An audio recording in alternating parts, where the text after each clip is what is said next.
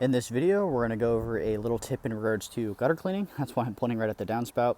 And in particular, what I'm pointing at in this video is that the downspout, in many cases for the homes that we service in this area, many of the downspouts connect underground. Okay, there's going to be really like two situations. Either the downspout does not connect underground and it ends just about where my finger is and it just sprays water in this area, like it just drains the water right here.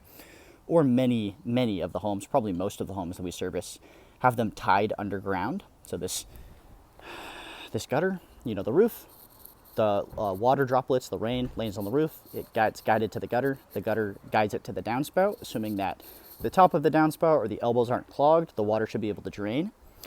Some factors that could influence this over time, the ability of this downspout to take on water, especially in the case where it's connected underground, is, imagine after 20 years, like tons of moss or leaves, debris.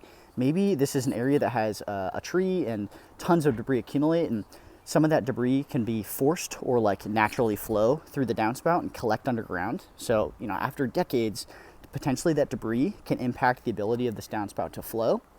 The second thing is that sometimes trees can even grow roots. This is a very immature small tree, but imagine this tree in 15 years. This tree is going to find out that water is right here because the tree is a lot smarter than we think it is. The roots underground, it's growing, it's finding where the water is. And guess where the water is? The water is right here because there's a drain connected just about right here, and that runs right by this tree. So there's a very high likelihood, or a good likelihood at least, that over time this tree's roots will start to grow into that underground drainage and affect how that drain is working. And at worst case, I've seen really, really large mature trees that have huge root systems, like straight up take the entire drain and clog it because the drains are just full of the roots and they're just saturated because it has so much water and it found the water over time. So that could be cause for this downspout to stop draining properly because the root system is just clogging up and blocking the ability of it to drain. So debris can accumulate to an extent that it's mitigating the ability of the water to drain, as could tree roots.